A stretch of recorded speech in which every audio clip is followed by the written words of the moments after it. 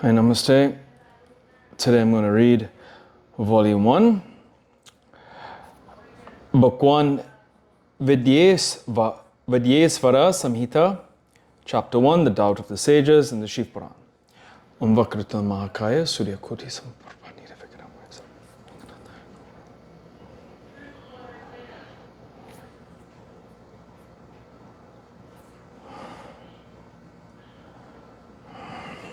Hariyam Tatsat.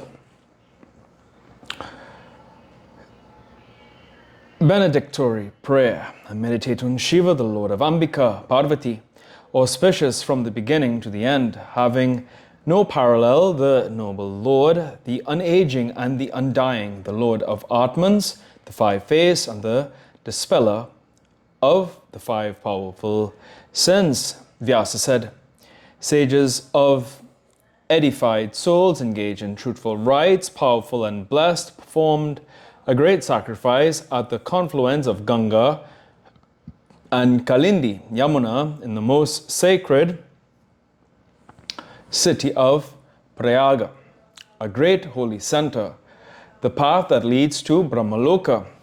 On hearing that a sacrifice was being performed there, the disciple of Vyasa, the great sage Suta, an excellent scholar in the Puranas, arrived there to see the sages. The sages were delighted on seeing him and received him with due hospitality and adoration. The due adoration being completed, the noble sages, being highly pleased, addressed him in all humility with their palms joined in reverence. O Roma Harsana, the omniscient, by the weighty fortune, the entire Puranic law, pregnant in its meaningful content, has been secured by thee from Vyasa. Hence thou art the receptacle of wonder-inspiring stories, even as the vast ocean in the storehouse of gems of great worth. There is nothing in the three worlds that is not known to thee of the past, present, and the future. It is our great fortune that thou thyself hast come to pay a visit to us. Hence it is not proper on thy part to return without doing us a favor. It is true that we have already listened to the explanation of the auspicious and the inauspicious. But we are not content. We yearn to hear more and more. Now, O Suta of good mentality, we have only one point to be clarified. If thou dost desire to bless us, please explain the same, though it be the secret of secrets. At the advent of the terrible age of Kali, men have become devoid of merits. They are engaged in evil ways of life. They have turned their faces from truthful avocations. They are engaged in calumniating others. They covet other men's wealth. Their attention is diverted to other men's wives. Injuring others has become their chief aim. They view the physical body as the soul, deluded as they are atheists of mere brutish sense. They hate their parents, their wives are goddesses unto them. They are slaves to lust. Brahmins are in the clutches of greed. They sell Vedas for livelihood. They acquire learning as a means of earning money. They are deluded by their false pride. They have forsaken the duties of their own caste. They have almost become swindlers of others. They do not offer Sandhya prayers thrice a day. They are deprived of Vedic enlightenment. They are ruthless. They make much of their little knowledge. They have discarded many of their rights and good conduct of life. They have taken to agriculture as their profession. Cruelty has become second nature to them. Their ideas have become dirty and defiled. Similarly, the Kshatriyas also have discarded their duties. They associate with evil men. They indulge in sinful activities. Vice and debauchery have become their main aim in life.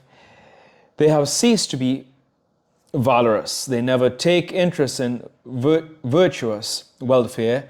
They flee from the battlefield. They follow the mean tactics of thieves and Sudras.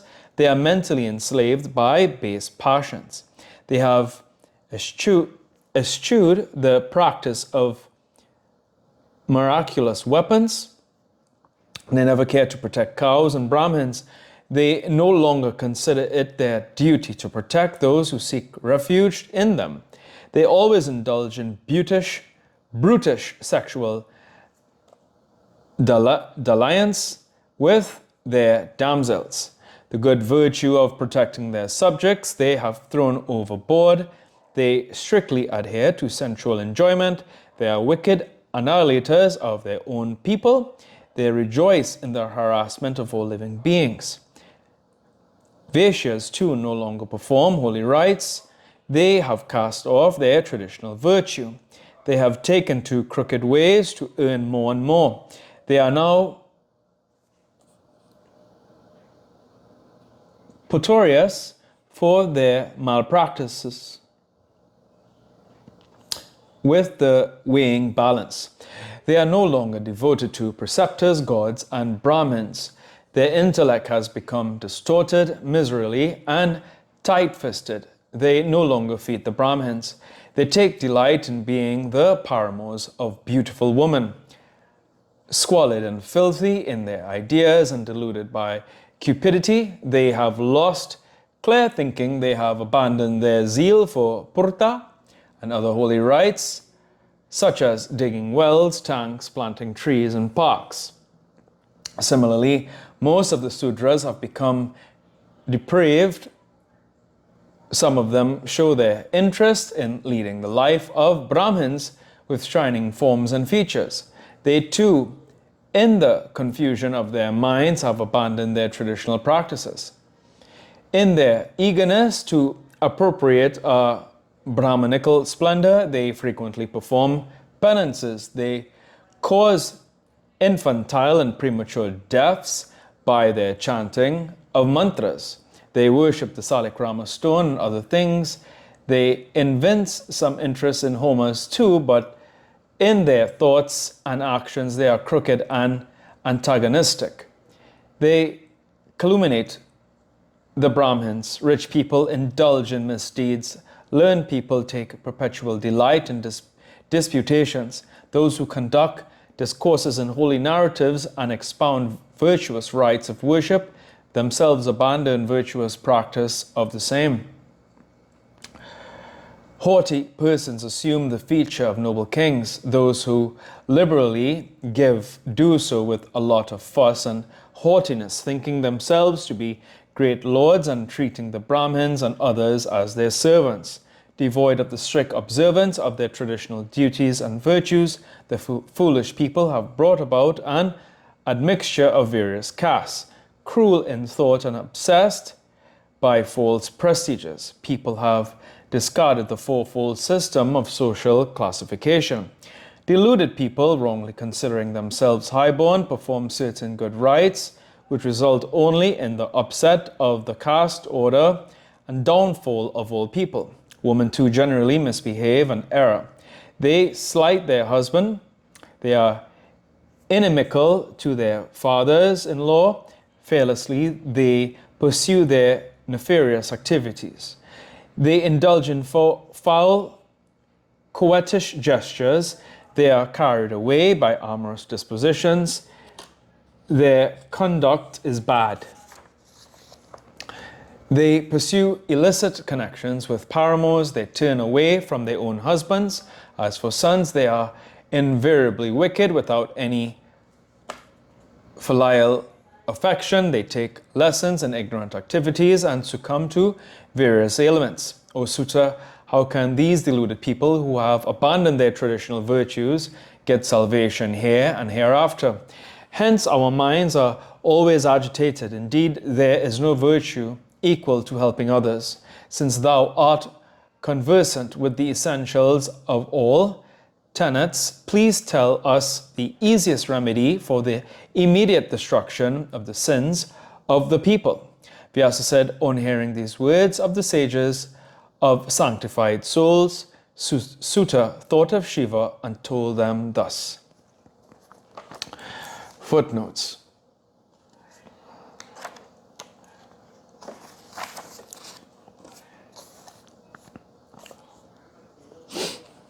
25. Panchananam, in Hindu mythology, God Shiva has 5 faces. Pasupata teachers had developed a special doctrine of Panchabrahma in which they ascribed 5 faces to Shiva, symbolizing the 5 elements. It is stated that Shiva has the form of 25 tattvas symbolized by his 5 faces as follows. Name of faces. 1. Ishana, Murtis, Kasetrajna, Purusa, Gyanendriyas, Shravana, Karmendriyas, Vak, Tanmatras, Sabda, Bhutas, Akasha. 2. Tatpurusha, Murtis, Pakriti, Gyanendriyas, Tvaka, Kamindriyas, Pani, Tanmantras, Sparsa, Bhutas, Vayu. 3. Aghora or Buddhi Agni. Aghora or Agni. Murtis, Buddhi, Gyanendriyas, Kaksu, Kamindriyas, Pada, Tanmatras, Rupa, Bhutas, Agni. 4. Vamadeva. Murtis, Ahankara, Gyanendriyas, Jiva, Kamindriyas, Payu, Tanmatras, Rasa, Bhutas, Jala. 5. Sadyojata. Murtis, Manas Tattva, Gyanendriyas, Grahana, Karmendriyas, Upasta, Tanmatras, Gandha, Bhutas, Prithvi. Thus, the whole scheme of creation is explained by the doctrine of Panchabrahma. The great statue of Shiva in the Elephanta caves represents the Panchabrahma form, which is also known as Mahesha Murti, in which the frontal view depicts 3 heads only. The 4th one on the back is concealed from view, and the 5th one on the top dropped down as a symbol of invincible Akasha or Avyakta Prakriti. 26. Vyasa. The title is applied to Vedyesvarasamhita, the arranger of the Vedas, the compiler of the Mahabharata, the founder of the Vedanta philosophy, and the arranger of the Puranas. Dowson doubts the identity of these different arrangers. Vyasa is also called Krishna Dvaipanayana. From his complexion, he received the name Krishna, and from his birthplace, he was called Dvaipayana. 27. Prayagya. It is a celebrated place of pilgrimage at the confluence of the Ganges and Yamuna in the Naimasa forest. It is situated on the northern bank of the Ganges. The name Prayaga is recorded by Huan Tsang in the 7th century and is as old as the reign of Ashoka, who set up the stone pillar about. The Gupta emperors regarded the confluence of Prayaga as the visible symbol of Madhya Desha. 28. Brahmaloka, also called Satyaloka, is the abode of Brahma. 29. Romaharsana or Lomaharsana was one of the 5 disciples, the other 4 being Pela, Vaisampayana, Jaimini, and Sumantu, to whom Vyasa taught the Purana, which he constructed out of ancient material. Parjita.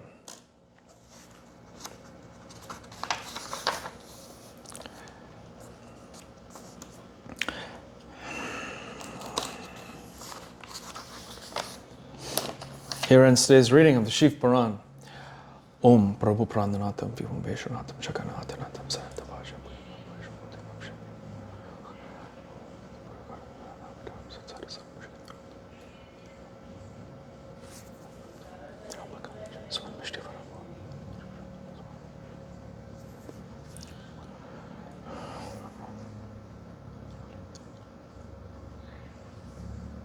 Om Tuya Mata Chipita Tuya Tuya Bandusha Trasaka Tuya Vidya Dravinang Tuya Tuya Sarvam Mamadeva. Om Shanti Shanti Shanti. Hari Om Tat Sat.